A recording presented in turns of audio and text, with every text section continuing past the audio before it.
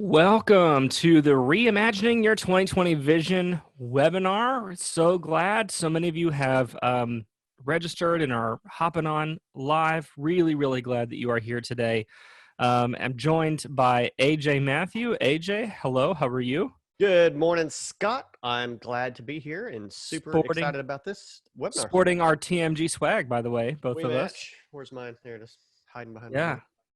I got to tell you, though, if you're watching this live, you should know that this square is much larger in person than it looks on screen.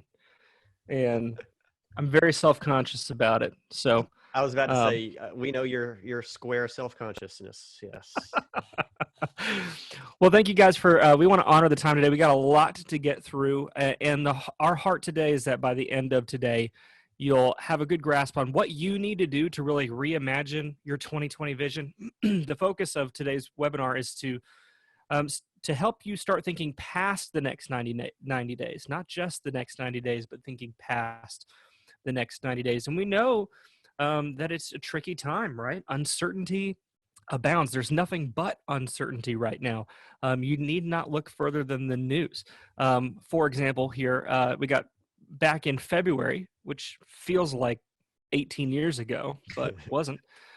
It says, no, you don't need face masks to prevent coronas. In fact, they might increase your infection risk. Don't wear a mask. It can make you sick. You know, and now they're telling us, here's the guidelines from the CDC on how to use a mask, right? Like, this has been our world. It feels like every day you turn on the news, they're telling you something different. This model was, up here, and then it's down here, and now it's back up here. And it can be, I think, disorienting, not only for us as just human beings on this planet in this weird time, but as pastors and leaders in churches, not knowing how can we serve our people best. And I know I've had these days myself, just to be completely blunt, where you just kind of want to stay in bed and you don't want to attack the day because you don't know what's going to come next, what's around the corner. And so our goal today is that we don't want you to be paralyzed by fear. Mm-hmm.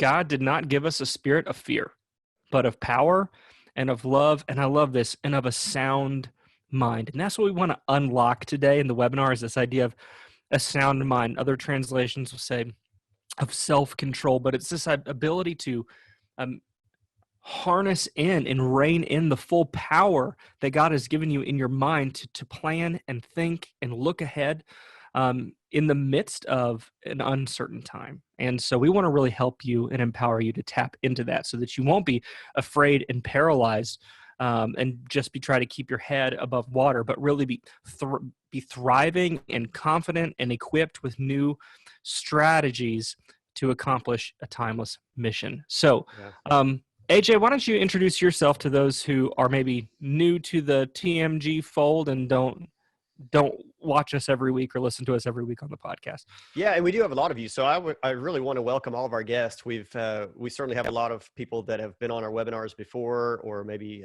watch or listen to our weekly podcast. But this week, this has been just a crazy month for everybody. But our contacts have grown. I don't know, by hundreds just recently. And so we're really excited that you found TMG, and I hope that we've been a resource and a blessing to your ministry over the last few weeks, if that's when you've come to know us. And we're certainly welcome you today. So yeah, I'm one of the guides here at TMG, and I love my third point there, because that's me, man. I'm passionate about seeing your church thrive. And there's kind of a goofy looking action shot of me wearing the same exact shirt. So look at you. That's good. Yeah. I wasn't sure if you were going to wear that shirt today when I put this picture in. So I didn't know if it was going to be weird, like to be. One time I was at a church, shout out to, if you're watching, whoever this was, I can't remember, but I showed a picture of myself, like a professionally shot photo with a photographer, and I was wearing a particular shirt. And then I was standing there in front of folks at that presentation wearing the same shirt. And that was That was awkward. Oh, they were like, "Hey, that's the shirt you're wearing," and I'm like, "Yep, And you and I I have only worn the I same only own shirt one before, shirt." the non-TMG uniform that we happen to both have in our closets. So That's right.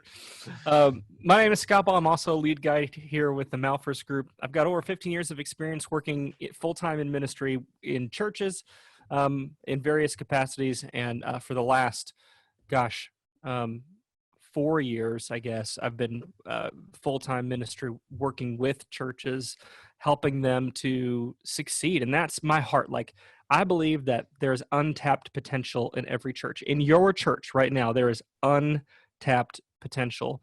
And we want to help you become the healthiest you've ever been. That's the heart behind the webinar today, and really the heart behind everything we do at the Malfers Group.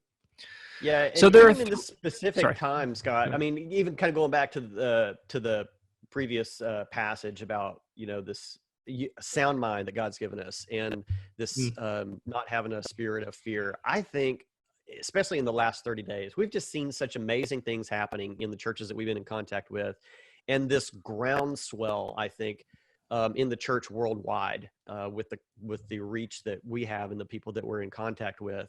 I think there's an amazing opportunity before the church. I've been saying this probably on almost everything that we do weekly and the things that we put out. There is such a huge opportunity for the church right now, and it would be unfathomably disastrous for us to squander that. And so that, I think really for the last few weeks, we've been talking with churches about just getting their feet back underneath them and how crazy this has been. In 1 month, I think we've moved from, oh my gosh, triage, stopping the bleeding, to this point today. Like, where can we go from here? And today, I think, is like the beginning of the opportunity. Like, let's make plans and live this out. And I don't know, I'm super excited about this season for the worldwide church. And, that's why we're here today. And so I hope you are too. I hope you'll come away inspired and encouraged and really ready to just knock this out of the park, because I think this has been teed up for us to do exactly that.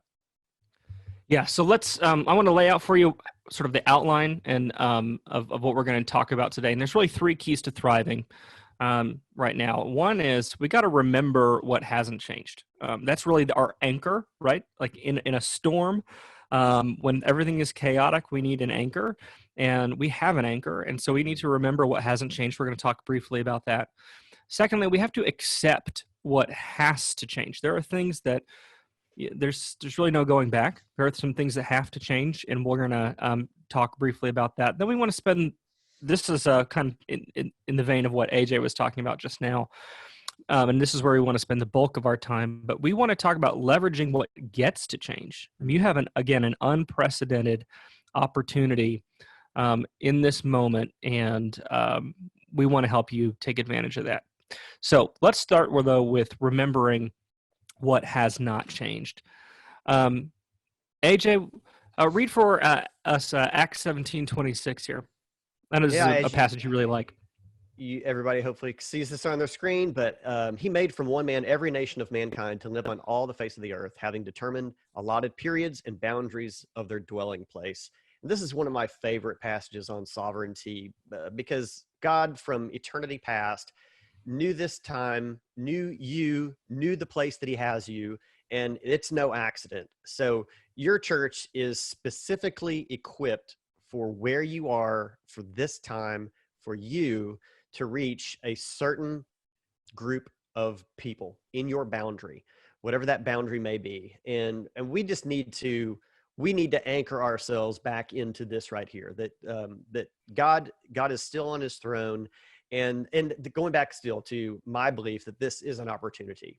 God is in this, and he's moving in powerful ways. And I think as long as we remain anchored in that, that we can maximize what this opportunity is. We can turn everything, through whatever cause of this intended for evil, and bring about good with it. So, God was not surprised by this crisis, and so we can take comfort in that. Secondly, your mission has not changed, right? Mm-hmm. Matthew 28:19-20.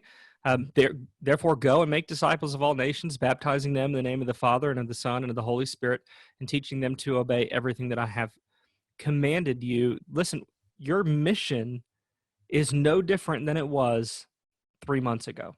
Mm-hmm. It's the exact same. The expression of that is probably changing, but the mission hasn't changed. And this has been the story, right, of the church from the beginning, is that the way in which the mission is accomplished shifts, but the mission has not changed. And so we can find solace and comfort in that.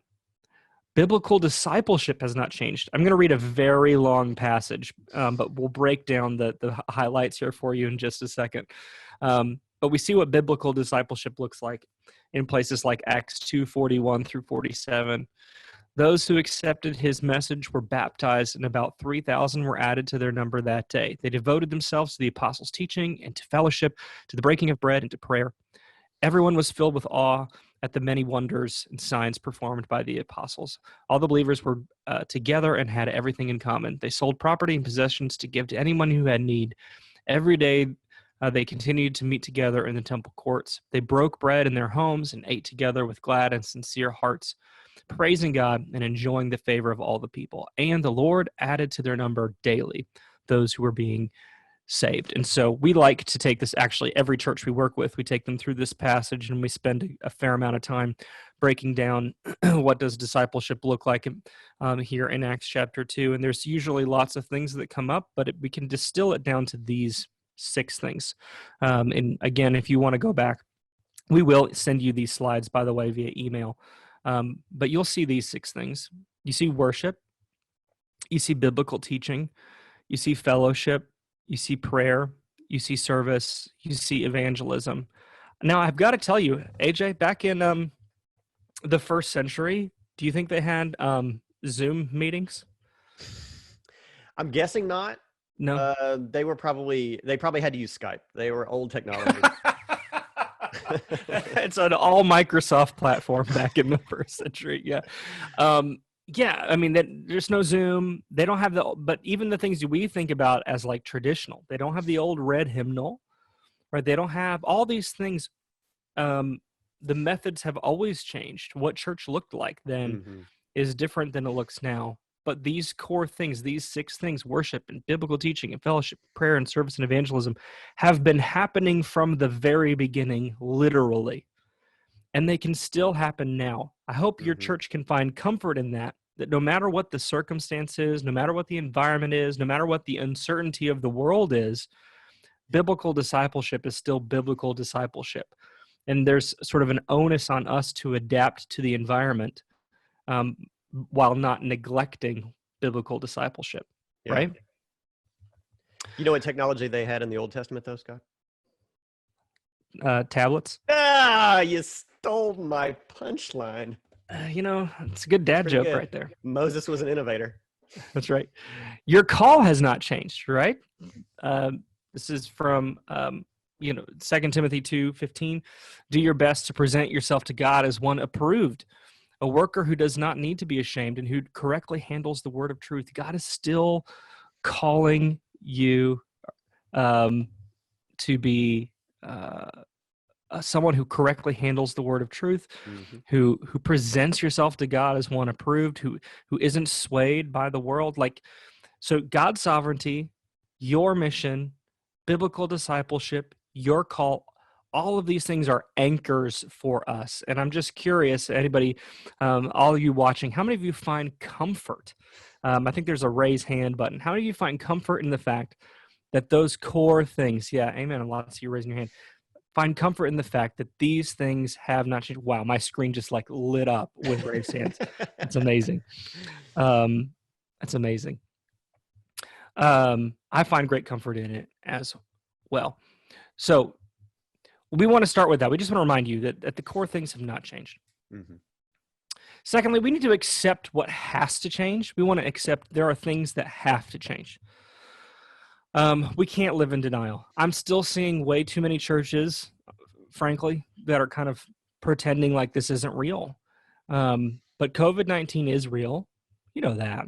And it's a real threat. It is. It's not a hoax, and it's real, and it really does. I mean, there really are over 50,000 people in this country right now who have perished due to COVID-19 or due to COVID-19 plus some other underlying condition, but COVID-19 being a factor. So it really is a real thing, and we've got to just kind of accept that fact.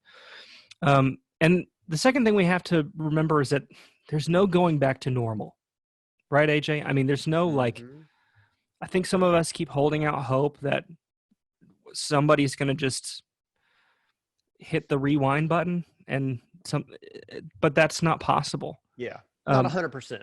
I mean, everything is not changing, but everything's not staying the same. That's right. That's a great way of putting it.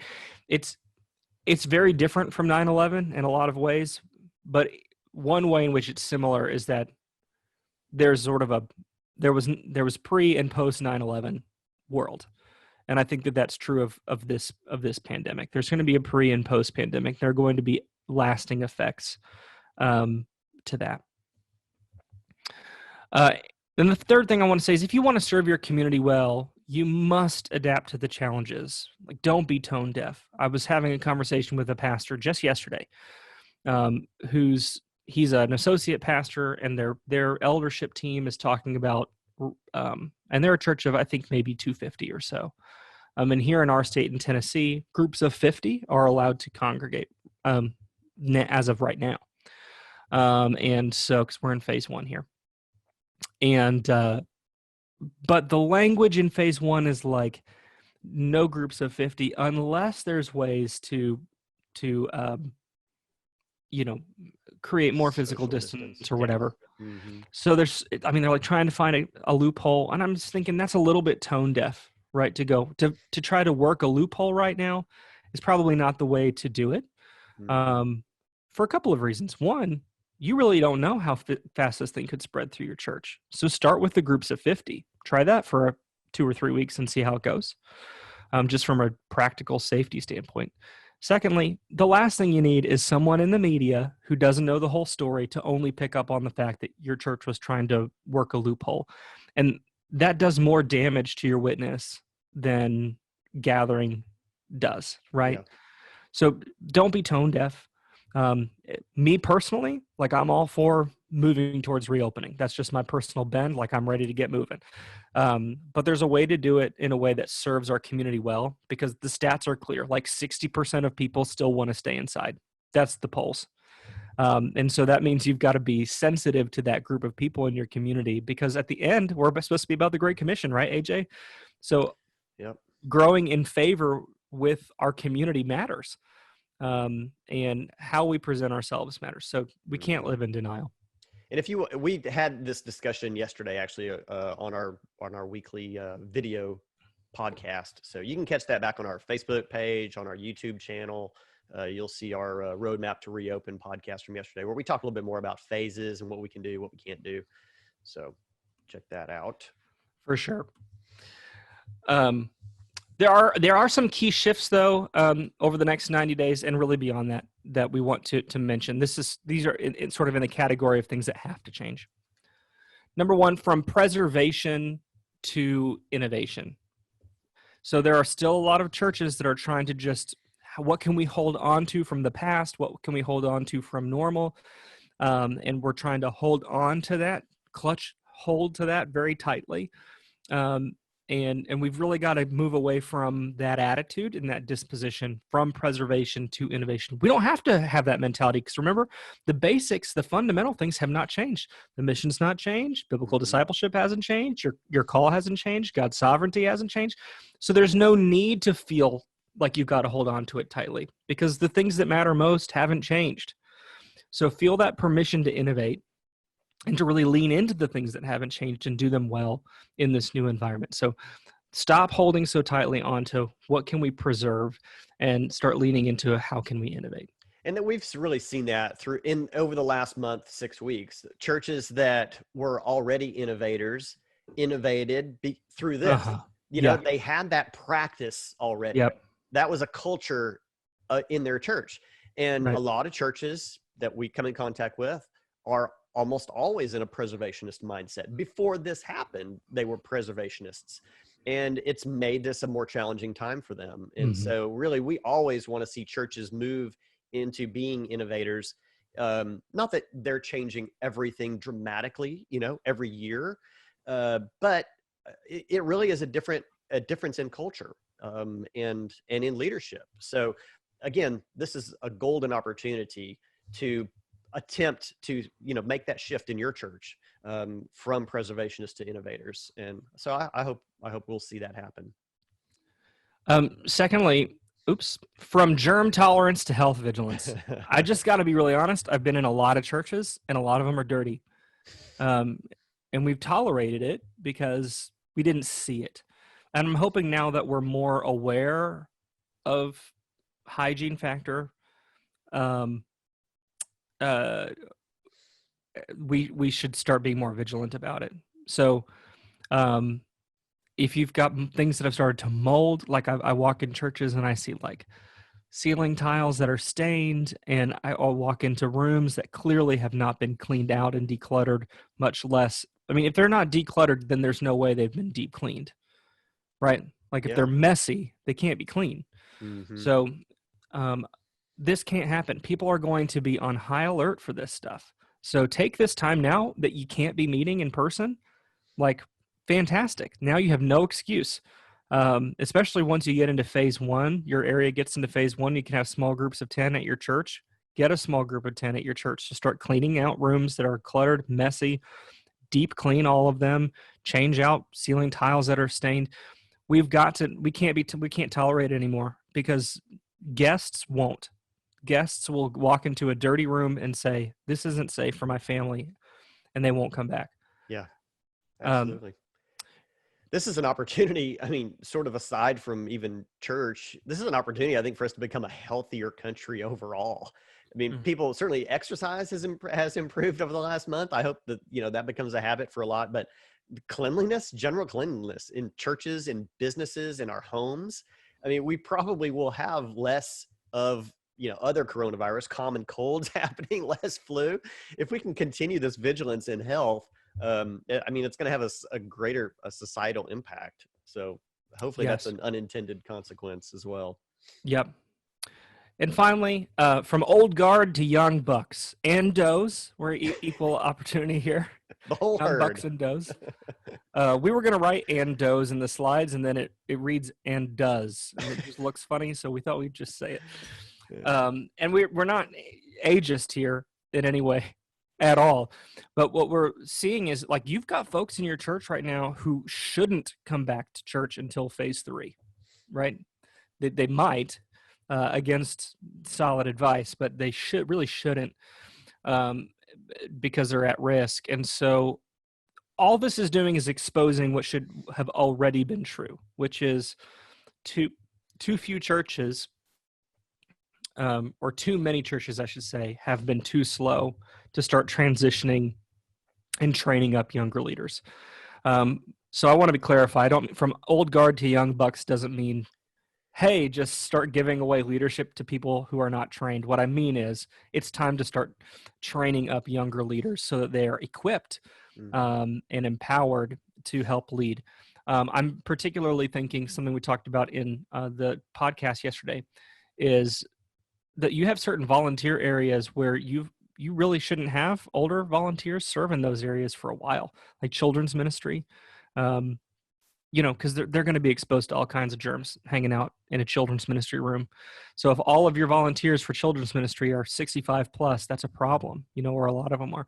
So it's time to start transitioning from, the same 7, guys in your church, guys or gals in your church who have led things for the last 40 years, to start empowering and training some younger leaders to start taking ownership within the church. Again, that was always true, right, AJ? But this is just exposing the need for that. Yeah. That is, I mean, that's one of those key points of innovation, that the first bullet point is referring to, for sure. Yeah. All right. So we have already put together some free resources to help you navigate this moment, the next 90 days in particular. One is that ready to reopen checklist that I know a lot of you are here because you've got that.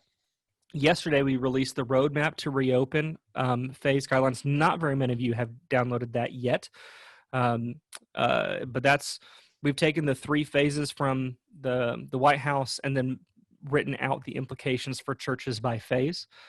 But that's available now. And then this is something brand new that no one has yet, that you guys will get first access to as being part of this webinar. But it's a church leadership reopening planner. So it's a one-page planner to help you put together, guided questions. So when you sit down with your leadership and saying, what is our plan for reopening? It's a guided questionnaire for you to start filling in and making your plans. And we're going to bundle all of these resources, the checklist, the guidelines, the phase guidelines, the planner, into one resource along with this replay and everything that will come out this week. We'll send it to you as one resource. You don't have to no more forms to fill out or any of that. We're just going to send it to you as a thank you for showing up today. So let's get to the real meat of this, what we wanted to spend the majority of our time talking about, which is leveraging what gets to change. Leveraging what gets to change. This came out actually in February. You can see the survey itself from Barna was done at the end of 2019, but the data came out in February. These are pastors' current concerns for their church. Obviously, nowhere on this list is COVID-19, although that would probably be here now if that were if the study were redone. But let's just focus in on the top 5. We've got reaching a younger audience, declining or inconsistent outreach and evangelism, declining or inconsistent volunteering, stagnating spiritual growth, and declining attendance. These were the top 5 issues that most pastors were concerned about, dealing with, struggling with. And here's the truth. COVID-19 didn't make these challenges disappear. Yeah. That's a slap in the face, isn't it? Yeah, we're this right now, if we were to redo this study, AJ, I'm sure that COVID-19 would be number 1. Mm-hmm. But all of these things didn't just disappear. Yeah. It only moved them to the background temporarily. Like, we have to accept and acknowledge that COVID-19 did not solve these problems. It hid these problems. And on the backside of COVID-19, it will have accentuated these problems. Yeah. Right? In fact, I'm curious, for those of you who are watching, I'd love for you to throw in you can put it in the comments maybe, or the chat, or I don't know, AJ, what would be probably chat, the best place to put, of these 5 things, which is the one that your church has struggled with the most, maybe prior to COVID-19, that you would have said, oh yeah, that's us. Go ahead and throw that in the comments. I'm curious which of those is the one that you're dealing with at your church. Yeah, Natalie just put in the Q&A there also the link to that. Yeah. Thanks, Natalie. I appreciate that. Let's see. Declining attendance, declining evangelism, reaching young adults. Yeah. Awesome. So if your church is only thinking about the next 90 days, there are 2 ways that your church will fail. The first is you've delayed, not avoided, dealing with the chronic systemic issues. You've not solved anything. You've just delayed dealing with them. And secondly, you squandered, this goes to put what AJ was saying earlier, you squandered the opportunity to change when your congregation was most open to change. Like, well, one of the reasons why churches don't change is because their churches are afraid of change. Now your church has to change. Remember, we just talked about that. There are ways in which your church has to change. And since you have to change some things anyway, we are saying, why not take a holistic approach and start looking at all the things that need to change anyway, that you can go ahead and get to change. So rather than putting in these temporary changes that have to happen over the next 90 days and then ignoring the bigger chronic systemic issues, deal with them at the same time. Does that make sense, AJ? Am I being clear on that? Yeah, absolutely. I mean, the changes that have had to have been made or have been forced upon you in the last 6 weeks are simply strategy changes. If your church was already set up to be innovating and really focusing on keeping the main thing, then you've had to alter your strategy. For others, maybe that were preservationist churches, I mean, this has been a tailspin situation, and definitely now is the time to be able to put together your roadmap for moving, outside of this space, continuing to implement what you've had to change, perfecting it, and then moving beyond this and having a future-proof plan. That's right. There is a Venn diagram of overlap between what has to change and what gets to change. And if you only do what has to change, you're missing out. So how can we leverage this moment? What does it look like to leverage what you get to change? And how do you know what you should change? Someone asked earlier in the comments, in the Q&A, what does innovation look like? Innovation looks like leveraging a process to help you know how to change. Mm-hmm. So your church must realign its actions and vision around 5 critical questions. So everything that's in that what has to change piece, the roadmap, the checklist, the planner, all of that stuff is very much bullet point, like I can just do this, check this box, do this thing. If you want to really leverage what gets to change, you have to sort of scale up to think at a process level. Does that make sense, AJ? Yeah. You have to sort of, it's a higher level view. It's a higher level view. So let's walk you through these 5 questions. Question number 1 is, what is our mandate? What is our mandate? I bet I don't even have to explain this. Some of you could tell me right now what the mandate is, right? Hopefully. It's the Great Commission, right? Mm-hmm. Going back to the Barna study, 3 out of 5 of these of the concerns that are here are caused by a failure to live out the Great Commission. If you're not reaching a younger audience, it's because we're not a Great Commission church. We're not going preaching the gospel, right? We're not. We're huddled inside, and we're not getting outside the 4 walls. Declining or inconsistent outreach and evangelism, which is basically just saying we're not going out doing outreach and evangelism. We're not living out the Great Commission. And the 5th one, they're declining attendance. If our attendance is declining, that means people are leaving our church or people are passing away, and we're not refilling the church, so to speak, with people that we are going out and reaching. So there's some correlation here, right? If we have declining or inconsistent outreach and evangelism, the 2 things that will be the result of that is we won't be reaching a young generation and we'll have declining attendance, right? So all 3 of these things are rooted in the fact that we are not living out the Great Commission. Yeah. So most pastors assume that their churches are driven by the Great Commission, but there's evidence that suggests otherwise. I would say anecdotally, AJ, we ask this question of churches all the time. Well, like every time we do a church ministry analysis with a church, we ask them, what is your church's mission? And if we ask 20 people in the church, we'll get probably 15 different answers, wouldn't you say? Yeah, for sure. 5 would give some version of the Great Commission, being like, we're supposed to reach people, or we're supposed to make disciples or something like that. And then the other 15 answers will be some version of, I don't know, to love people. I'm not sure, it's on the bulletin somewhere. I'd have to look on the website. Like those are the answers that we get. Right. Yeah. Pastors when we assume start workshopping values and we start talking evangelism, then we ask the question, where's the evidence? You say you value evangelism. Where's the evidence of that? And that's where the rubber meets the road, and it's hard to produce that evidence. So, right. Yeah. But one reason why churches really aren't Great Commission focused, this is another study by Barna that came out a couple years ago, is that this was a survey of churchgoers. Half of them don't even know what the Great Commission is. I didn't make this up, by the way. Like I didn't make this chart. Like this came from Barna. Yeah. Have you heard of the Great Commission? 51%. No. Yeah. Only 17% could say what it meant, what it was. So a full 75% of the folks in your church, if this extrapolates out to your church, either don't know what it is or know it kind of, but couldn't tell you exactly what it means. Yeah. And if you're looking at that right now and say, oh, well, my church, we're the 17%. We all know it. No.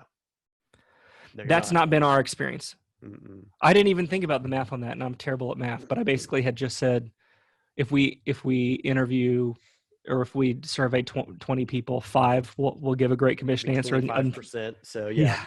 roughly that, right? And 15 will give us a different answer. Like Yeah. we're anecdotally seeing this exact thing at play, Yeah. right? Um, raise your hand right now if this chart surprises you. Yeah, surprised me too. So a lot of our churches are not Great Commission focused because the people aren't Great Commission focused, right? They don't learn it by osmosis, Scott. They No, don't. We would yeah. love, we would love God's word, to just make its way into their heads. And you know what? I bet a lot of the people in your churches, probably everybody in your church, they hear God's word from you. I know they do. But there's a difference sometimes in just simply hearing or being instructed and getting the why. The why behind, why are we talking about this? Why are you teaching me this? Why do I need to understand what this means? So Right. we can't overstate the necessity of a church understanding their mission mandate. Yes. So reimagining your 2020 vision starts by realigning your church around the never-changing mission. What we often find is that churches, because vision is fun, churches jump straight to hey, we got to develop a vision. But if your church is not rooted first, clearly and widespread in a Great Commission mission, it really doesn't matter what your vision is. It's not going to happen. Because if you have a Great Commission vision, but not a Great Commission mission, it's going to fail. Question number 2 is what motivates us? This is the values question. The other 2 out of 5 of these concerns that were in the Barna study are caused by a failure to live out a disciple-making values. So declining or inconsistent volunteering, for those of you that said that's our biggest problem, and stagnating spiritual growth. If we don't have clear disciple-making values, then we're not going to see those results. Mm-hmm. So what's interesting to me, AJ, is I guarantee you everyone watching this, or a lot of you watching this right now, are going, I can't believe they're talking about mission and core values. Like everybody knows that stuff. Really? I've just shown you that the top 5 concerns in a Barna study are directly tied to the fact that churches aren't living out a Great Commission mission, and that they aren't, living out disciple-making values. Yeah. So you might think, oh, everyone knows it, but very few are doing it, and that's the problem. Yeah, right. As well as Beverly just pointed out in the chat, isn't it a leadership failing? And yes, it is. Because every leader knows it. Sure. Yeah. They all know Great Commission. Values. We got in discipleship. Yes. But does it make its way out of their heads through their leadership team, through their volunteers, through every member of the church? And the answer to that, statistics show no. Right. So most pastors we work with, especially in declining churches, think that their churches excel in discipleship despite evidence to the contrary. So they'll say things like, well, I know that we're not the most evangelistic church, as if that isn't part of discipleship, first of all. Yeah. But we're really good at discipleship. And what they usually mean by that is we're really good at delivering a sermon and we studied the Bible well. And in some cases, that's true. Like, I think that's sometimes true. But in a lot of cases, it's less true than you think it is. And more than that, if your folks are getting full, they're getting full on Bible knowledge, but it has nowhere to go and it has no expression through evangelism and Great Commission living, then it's not good. All you're doing is getting fat on the word, and not in a healthy way, right? Bible knowledge is not the same thing as biblical action. Right. Yeah. Well, so we didn't really do this, but let's break down the Great Commission just really quickly, because there's really two halves to it. Make disciples, teach them to obey everything I've commanded you. So teach them to obey everything I've commanded you. That's quite a loaded sentence that Christ spoke there, that we would roll up everything that he taught, that he commanded, that he wants us to obey. He was like, oh yeah, by the way, make disciples and then do everything that I've, just talked with you about for the last 3 years. Yeah. So there's an awful lot there. But evangelism and discipleship everything comes up underneath the Great Commission. That's good. That's good. So another way that I will sometimes tell this to churches is that we read that passage as if it says, teach them to know everything that I commanded you. Yeah. And that's not it. It's to teach them to obey. So if we don't see the action that follows the teaching, then we've not taught properly. Mm-hmm.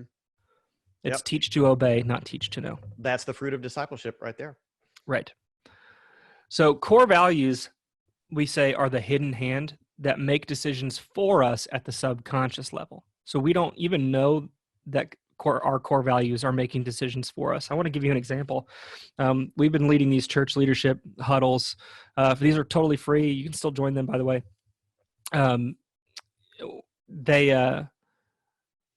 We've been doing them every week. In one of the groups that I'm coaching, about half of the pastors are dealing with a resistance to online giving. Their church doesn't have online giving. I know a lot of you watching are going, really?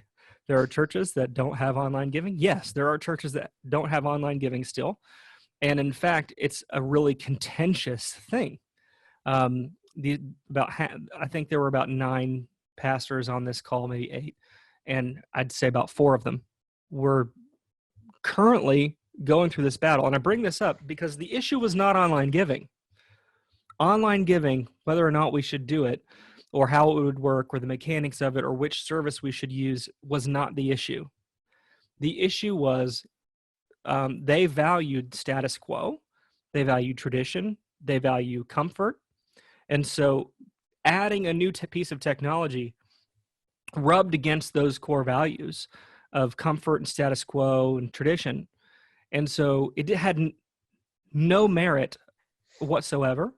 And there was no logical reason not to add online giving in a time when people can't get physically together to give, right? Like, just on face value, that makes no sense. But it's because, and these pastors are fighting at that technical level, AJ. They're trying to convince. So, oh, this would be good. It's not going to be that hard. But that isn't the issue at play. You have to go deeper than that. The hidden hand, the core value, is comfort, status quo, tradition. And these are core values in these churches that are making decisions for them. And that's important. And it's subconscious. They're not doing that on purpose. It's subconscious. Well, yeah. And quite possibly also a love of money, a value of money, because, oh my gosh, we might lose 3.5% processing fee if we did online giving. There's no way God could overcome that. For sure. But we'll call that stewardship. So, right. End of rant. So the question isn't, do you have core values? The question is, which values run deep and really drive what you do? Every church has core values, and some of them are good. When we start talking about this, it makes it sound like declining churches only have bad core values, and that's not true. We typically find they've got like 4 really good ones and 2 really like stinker destructive core values that are wreaking havoc in the church. So it's not usually a question of all bad or all good. There's usually a blend of them. So, but your 2020 vision, if you're going, man, my 2020 vision is being derailed. Well, it will always be derailed when you have unconscious, unarticulated, destructive core values, like a value of comfort, or a value of, protecting the status quo, or a value of tradition over tradition at all costs. Tradition is okay, but tradition at all costs is not okay, right? And when you have these unconscious, unarticulated, destructive core values, they're always going to derail your vision. You'll never get where you want to go as long as you have these things that you don't know are there. Is that a fair way to express that? Sure. So genuine health is found in realigning your ministries around healthy, actionable, and biblical core values. So when you have to put off the destructive values, highlight the healthy ones you already have, and add in the biblical ones that you don't currently have. So if your church doesn't value evangelism right now, that's not a death sentence. You can start to value evangelism, but you have to do it on purpose and in an aspirational way. And here, just a hint, we're not going back into this. I don't want to go backwards, but if you want to know what do healthy biblical core values look like, just go to Acts chapter 2 and read verse 41 through 47 again. And those are healthy biblical core values. All right. And sometimes we actually would have a list of anti-values also. Right. So, Right. the previous slide. So, when churches truly get honest, we're like, wow, we need to remember, we need a marker in time here. And so I encourage that a lot. Leadership teams, when you've become very honest, you've decided we've been valuing this, we shouldn't, make a list of that too. I mean, don't put your anti-values on your website, but for your leadership team and for your decision-making process, keep those in front of you until the habits have fully been broken. Yeah. Because you might need to revert back to that and go, refer back to that and say, I think we're headed towards one of our anti-values, and we decided that's not healthy. Yeah. Good. Well said. Third question. So far we've said, what is our mandate?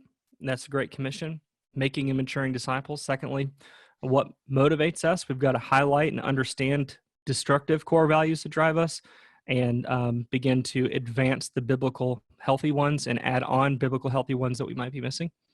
The third thing is, how should we structure ministry to accomplish our mission? So this is a complicated question, so it's better for me to use a word picture, okay? This is the destiny of every garage eventually, right? Maybe it won't look quite this bad, but eventually every garage over time that doesn't have a system for organization, that would be the qualifying statement, will eventually look like this. There's a thing in, I can't tell you what they all are, but there's a thing in lean manufacturing called called 5S. Has anybody heard of 5S? Raise your hand if you have. But it's a way of like, oh, 4 of you, fantastic. Five of you.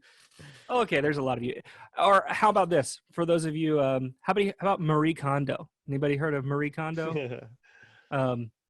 Lots more of you. Yep, I know you binge Netflix. If you don't have a system for organizing things, they will become disorganized. It's the second law of thermodynamics, right? Every closed system bends towards entropy, and it needs external energy to maintain order. This is what most declining churches eventually come to in terms of their calendaring and their programming. It's like everything was a good idea when it started. I mean, just look at this picture, right? I don't know if you can see my cursor or not, but like, hey, when we bought that car seat, it's because we had small children and we needed it. And then when we bought bikes because we thought we were going to get healthy, and maybe that's a pogo stick back there because James went through a phase and he thought he would really like that. We bought this for the summertime, and hey, remember that time that Kelly, was into soccer, so we bought that. And that's what churches do. They have all these good ideas. At one time, it was a good idea, and it made complete and total sense. But there was no system for sorting any of it, and just crowded the garage. And then you start throwing things away, and it's just like a garage. You start going, well, hey, Kelly, can we get rid of this? No, I remember back when I was 5, I used to love to play soccer. You haven't played soccer in 10 years. I know, but the memory that I have of playing soccer when I was 5 is very dear to me. And that's what happens when you start trying to clear out the ministry garage. But the only way to solve it is if I were to start going through this garage, AJ, do you think I could clear it out? What would be the only way for me to clean this thing? Open the doors. Uh-huh. Step 1. Yep. Step 2, take everything out. Right. You got to pull it all into the driveway. And then what might I do? Then I think it would be useful to create a system of organization. Right. Hooks, shelves, buckets, maybe. Yep. And then what would I do? And then go out to the driveway, find the essential things that we really want to keep that are useful to us, right, and put them in specific organized places. Great. So is this an analogy? Raise your hand. This has been very helpful for me. Is this an analogy that you can understand? That's a whole ton of you. Good to hear. Thank you. This is exactly what we have to do. And it's the thing that churches don't do. So we go, gosh, why are things so disorderly? And why aren't we making any disciple-making momentum in our church? It's because we don't have a system. So without a discipleship pathway, you waste time, you waste money, you compromise quality, you hide problems, not on purpose, you just can't see them. You can't see a problem when there's so much clutter. And you lack disciple-making momentum. And churches get frustrated because they see, maybe I just need to add a new program. Listen, adding a new program is the last thing you need right now. You have to clean out what you already have before you can decide if you need a new program. Mm-hmm. You might need a new program, but more likely than not, you really need to just clean out the programs you already have. Yeah. So someone had asked earlier, what does innovation look like versus preservation? This. And I know it seems simple, but too few churches are actually taking the time to do this. So a discipleship pathway is a series of next best steps. So that's the system. It's a series of next best steps associated with a set of primary ministries. So each step has a primary ministry. And it's powered by or fueled by a sequence of systems to move people along the pathway. So how do we move someone from step 1 to step 2, from step 2 to step 3, from step 3 to step 4? You have to know how we're going to move people along, not just so that they'll increase their engagement, although that's a good thing in and of itself, but so they can experience greater maturity. I know this is kind of a long definition, but essentially it's about creating an organizational system for why you do what you do. Right. And this creates a positive feedback loop. We didn't put a graphic in for this, but imagine a funnel, and what comes out the bottom of the funnel goes back into the top. So, our goal, what's our goal of maturity? For our people to become disciple makers. Right. So, people who make disciples are bringing back into the top of that funnel those who need to hear the name Jesus, who need to understand then who he is, and to enter that pathway, Right. to then start following those next best steps for them, so that they'll become disciple makers, and so on and so on and so on. So there's a positive feedback loop that we're designing into the church. That's right. For it to thrive. So you got to start by characterizing your ministries into these 3 categories, kind of putting them into buckets. First of all, I want to say we have a way that we do this when we work with churches, and it's more nuanced than this. But I was trying to think, what's a really practical thing that we could do, a tip that you could just run away with right now, and this is an easy way to do it. First, dead plants.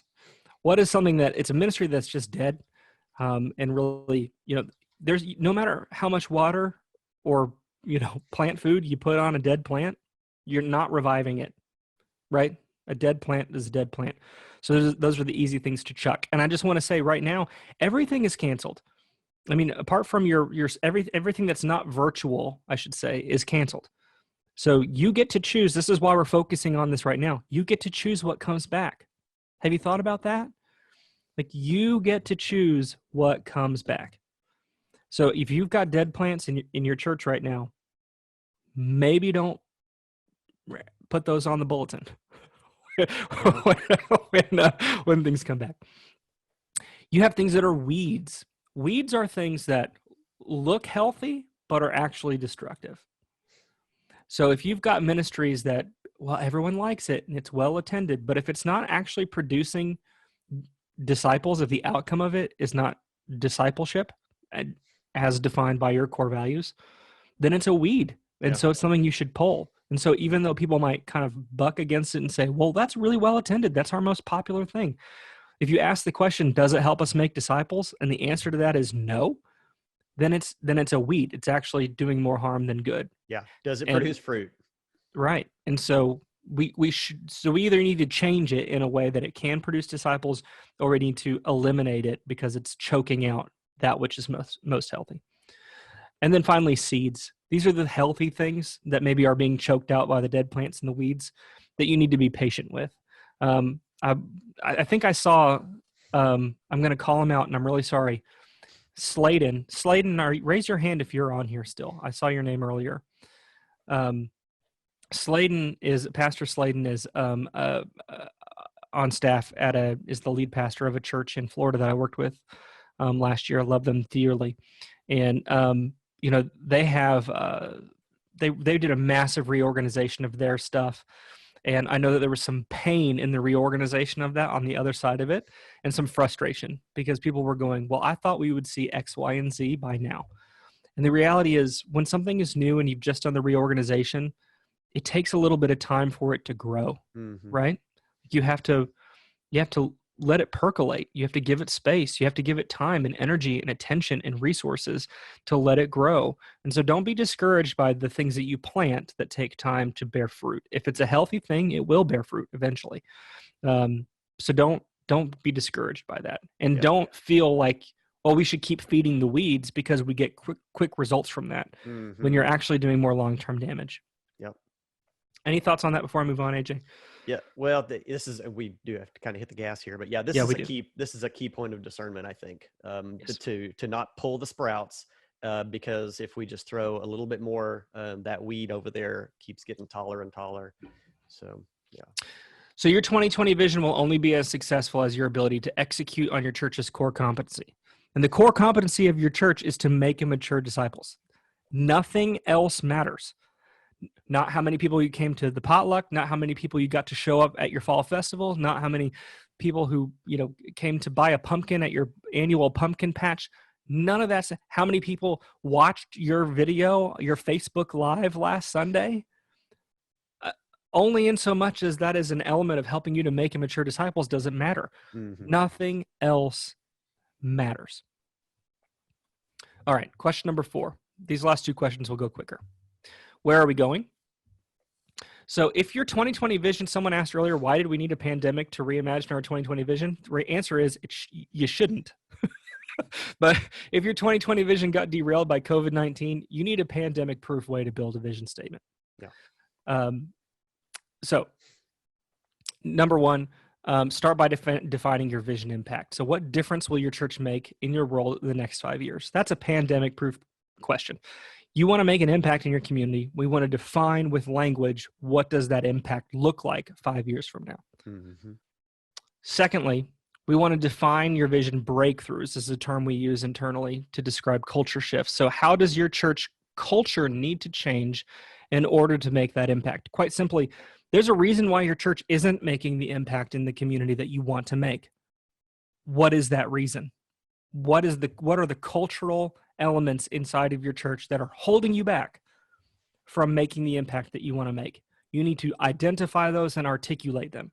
We call these vision breakthroughs. That's the second component. Thirdly, you need to define vision indicators. So how will you know you made progress this year? This has been highlighted, I think, now that people can't count attendance. They're having to count like video views or whatever, and that people have realized just how vain those metrics are because someone watches it for 3 seconds and it gets counted as a view. If someone walked into your church for 3 seconds, would you say that they attended? You wouldn't, right? So, so this is brought reason to rethink metrics, and that's what we want to help you do too. In the vision indicators, is we're helping you to define disciple-making metrics, not vanity metrics. How do we know we actually made disciples this year? Yeah, that's good, Scott. This is another point of innovation right here as well. So that 3-second view online doesn't mean anything, but did you come up with a system in your church to be able to interact with those folks, to, the digital connect card or the digital guest lunch, or something like that, so that you can actually identify guests and begin a relationship? So another point of innovation. So this is our 3-part vision framework that we use with churches: the vision impact, the vision breakthroughs, the vision indicators. And it's specific enough to drive action, but adaptable enough that our TMG partner churches, especially the ones that I've been able to follow up with, they've not missed a beat during this pandemic. I was talking with one just the other day who they're actually bursting at the seams right now compared to where they were before the pandemic, because they've really refined their vision and where they're moving and acting. So this is a pandemic proof way to approach vision. Finally, question 5, this is the quickest one here to go through, but what will we focus on this year? This is the strategy question. The secret to effective strategy development is twofold. The first one is strategic investment should always be aligned with mission and vision. I know that's common sense, like you're thinking, duh, obviously, but it isn't always obvious. like I lots of times we'll hear churches explain what they're going to work on in the next year, and I go, yeah, but what is the point of that? And Right. they'll go, oh, because we saw it online and we thought it was cool. Yeah. That's not. We'll go, how does it drive forward your vision? Well, we're not sure what our vision is. Like, so I know that sounds like an obvious thing, but it's not really happening. And so it helps to have a tool. We use a tool internally called the Ministry X Matrix. It's a way to visualize a strategic plan on one page, how what you're working on is going to drive forward your mission and your vision. Mm-hmm. And if you can't visualize that and say and show that alignment, then the chances are the things you're working on might not really be driving you forward. Yeah. The second, They end up with silos, really. They'll, with the greatest of intentions, let's work on mission. Great. Here's an awesome mission statement. Let's work on vision. Hey, that sounds great. Let's develop some strategies. And there's no relationship between the three. And mission and vision are always tools and questions to develop your strategy. And they all work together. They're spokes in a wheel. So So it helps to have like we have a strategic plan on one page that we use to help show how one thing connects to another. Secondly, you'll accomplish more by committing to fewer things. That'd be the other mistake I see. Churches get excited. They say, we're going to do these 10 things. Then they do one of them. And then they're disappointed. I would say you should commit to doing no more than 5 things. For some churches, it's no more than 3. And if you say we're going to do 3 things and you do 3 things, isn't that better than saying you're going to do 10 things and only doing 1? So commit to doing fewer things and you'll actually accomplish them. So that's again, might seem self-evident, but it's a very, very common mistake. So briefly recap the 5 questions. What is our mandate? That's the mission question. What motivates us? The values question. How will we structure ministry to accomplish our mission? The discipleship pathway question. Where are we going? And what will we focus on this year? You've never had a better opportunity to change than right now. Like before you reopen your church, before people start coming back to your church is the time to start thinking through these 5 questions. The churches that don't leverage this moment will continue to be afraid of the uncertainty. They're going to get frustrated by constant trial and error. Well, we tried this, it didn't work, tried that. They're going to punt your problems to later when it's harder to change and the consequences are more extreme. Mm-hmm. If you don't deal with this stuff now, the problems don't go away. You've just waited till later when it's harder and there's more consequences. So we want to help your church get a clear plan so you feel confident and equipped with new strategies to accomplish your timeless mission. That is what we told you at the beginning of this webinar, and it's true now as we wrap this up. So listen, we want you to know you can take those 5 questions. Again, we're going to send you a PDF of the slides from this. So you can take these 5 questions and start working through them on your own. 100% you can do that. We believe that your church has the capacity and capability to do that. Absolutely. But we think you can go further faster with guided help. We think you can. You can go further faster with guided help. And so what we just outlined to you, those 5 questions are the 5 questions we answer in the process we call strategic envisioning. This is our guided help. And there are 3 steps to strategic envisioning. First, train. So we help you get a leadership team together, and we want to train that leadership team to understand the 5 questions. We do that remotely through video training, and we make sure that everyone understands the core concepts the right way in a much more in-depth way than we just went through in an hour. Yeah. Secondly, plan. So we come on site and we help you create a plan. We help you, clean out the garage. We help you write that mission statement, define your core values, the healthy and the unhealthy, the aspirational. We help you create that 3-part vision framework. We help you select your strategic objectives. And we do that in one visit. So we can actually do that with the church, AJ, even in phase 1, because that's right. the group can be small. Yeah.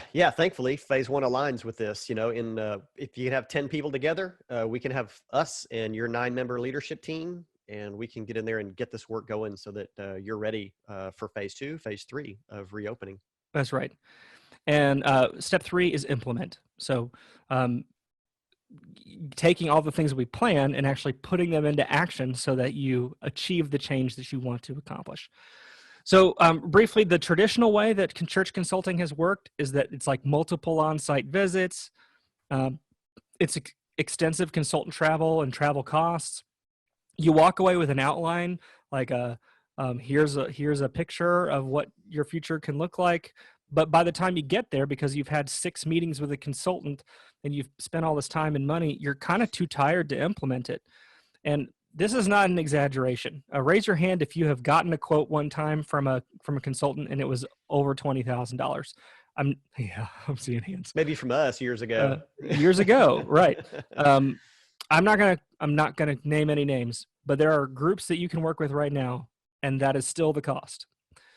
So here's our approach: fast. From the time you start working with us to the time you start implementing, 3 months, under 3 months, really. Yeah. Fast. We have the one on-site visit, and we include the travel cost in that on-site visit so that you don't have to worry about any hidden costs.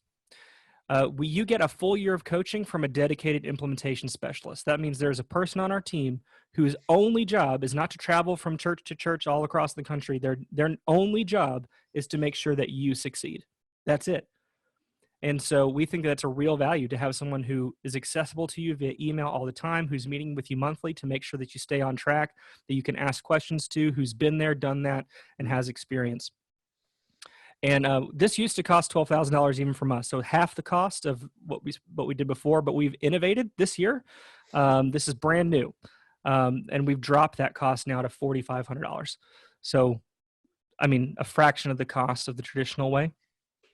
And I feel like this is an infomercial at this point, but I do want to say we are doing something special just for those of you who are tuned in right now. So if you schedule a no obligation discovery call, so you're not committing to working with us, by the way, it's a free call, and you schedule that call sometime between now and June 1st, then we'll take another $500 off. So your all-in cost for a whole year process, $4,000. We wanted to make this something that you could do even right now during this time of pandemic uncertainty, that you would have the help you need for a whole year for a really low cost. So it's our full strategic envisioning process that you didn't even realize we were walking you through it, but that's what we were doing when we were going through the 5 questions. It includes that on-site visit from us to help you put that plan together, and it includes that full year of coaching. So here's how to schedule that. You go to malfersgroup.com/discovery call. If you're watching right now, we will send this in the email, but go ahead and screenshot this one so that you have that link, malfersgroup.com/discovery call. And you can go there right now, go to the Calendly link, pick a time that works for you between now and June 1st, and any church that schedules a discovery call with us will save $500 because we're trying to we just want to help you out. Yeah. So, and I just want to say there are a lot of you who stuck all the way through, and thank you so much. Over 100 of you stayed on to the very end. Fantastic. So as a thank you, just a reminder, we're going to send you that Ultimate Reopen bundle, ready to reopen checklist, the roadmap to reopen PDF, this webinar replay, and that new resource, the Church Leadership Reopening Planner, that one-page questionnaire for you to go through with your team. We're going to send that to you via email this week. And thank you. Any questions before we wrap up? I know we've gone over time by 8 minutes, and I'm sorry. But any questions that you guys have? If you need to hop off, feel free to. But we'll stick around for a couple minutes and answer questions for anyone that has questions. Love and appreciate you. Thank you for sticking on. Linda asked, how does serving our neighbors in need fit with disciple making? Well, Linda, this is a key point of disciple making. I mean, going directly back to Acts 2, I mean, that was a core value of giving to those in need. And so that's an act of maturity. The person doing the service, that act of service for somebody else. So they needed to be discipled to the point that they would desire even to do that. And then the person receiving that service or that help, the key point here is that they get an opportunity to hear why that person is motivated to help them. So it becomes an evangelistic opportunity. It doesn't have to be heavy-handed, like, well, let me tell you the gospel before I give you this bag of groceries. But this is a kind of a two-way thing here that would happen. So serving our neighbors is essential in disciple making. Yeah. Any other questions? Let's see. What would you suggest for detailing with leaders who would say that the church needs to be a consistent thing, i.e. not change things during this time in the lives of people when everything else is changing? That's a great question. So I think a good leader right now should be preparing people that we're not coming back to 100%. I mean, we talked about that. There's some things that have to change. And so if you go into this saying, well, we're going to go back to exactly the way we were doing things, only now we're going to use more Lysol, then I think you're missing an opportunity. And I think as our discussion moved on today, we hopefully opened your eyes to the possibility of how things can be better. So now is the time to take an introspective look at your church and get your leadership team together and go, hey, I watched this webinar. Let me walk us through these 5 questions that these guys talked about, and let's think about this for ourselves. Yeah, and even just ask the question: Do we have answers to these 5 questions? And it's really best, I like to say, have them write their answers independently from one another, and then share them. And then oftentimes they're very surprised that there is misalignment that they didn't even know was there. Daniel asked the question in the chat, how does the coaching process compare to what's just in the Advanced Strategic Planning book, the 3rd edition, which is a good question. And the answer to that is it's much simpler. So we have reduced the content. If anybody has ever read the Advanced Strategic Planning book, which we love dearly, by the way, because Aubrey is our founder and we love Aubrey, but if anyone's read that book, it's complicated and difficult to execute. So what it is it's much simpler and it's much more action oriented. So we walk you through the tools, how to develop these things. And so by the time you walk away from the on-site session, Daniel, you have everything that you need in hand. Like, it's not going to take you 6 months like the book talks about. There's not all these meetings. It's not, it's much simpler. We have simplified the process. That's let me difference. add that in sort of the 3rd component that Scott talked about, you're going to have a strategic plan. I hate to use just strategic plan, but you're going to have some strategies in place that have been defined so that you, in your coaching process, you're focusing on just these things. And it probably is 3, 4, 5 things that you're working on in year 1. So it's smaller, and it's more specific, and it's more targeted in the coaching, and going to be easier to execute. Yeah. And Eric's comment is great. Eric says, I pray we don't go back to quote unquote normal, because normal is killing the church. And he's absolutely right. Statistically, there's an awful lot of normal that was driving the church on a downward trajectory, and we're trying to reverse that trend. Yeah. Joel asked a good question. He says, I suspect that all destructive core values are unconscious. So how do we identify them, making them surface to the conscious level? Yeah. And that's a great question. We have a process that we use to help identify core values, Joel, but essentially it starts by asking, you have to ask the question. Mm-hmm. They're unconscious because no one has ever asked, what do you value? So getting people in the room and start asking the questions, they start to come up, especially when there is permission, particularly from the leader, to go up there on the board and write something that's negative. You say, here's something that is bad that we're struggling with, or here's something that I've seen. So I'm hopefully that answers your question, but really it starts with just bringing it up. Yeah. It's unconscious because we haven't ever talked about it. Any other questions you saw, AJ, that I might have missed? No, not at this point in the feed here. So I'm sorry if we didn't get to a question. You are certainly welcome to communicate with us at any time. A couple easy ways you can do that. You can email us, leadership@malfirsgroup.com. We will receive that and reply to you. Or if you go on malfirsgroup.com website, we've got a chat box that pops up. Most of the time, one of us is monitoring that and live. Even if it shows that somebody is offline, we will still get that message and be able to reply to you. So those are 2 easy ways that you can reach out to us. So again, if you want to take advantage of this this new approach to things, just go to malfirsgroup.com/discovery call. We'd love to connect with you. tell you a little bit more about how we can go through this with your church. And thank you so much for spending the time with us today. We love you, appreciate you, and we'll talk to you soon. Yeah, thanks. God bless you.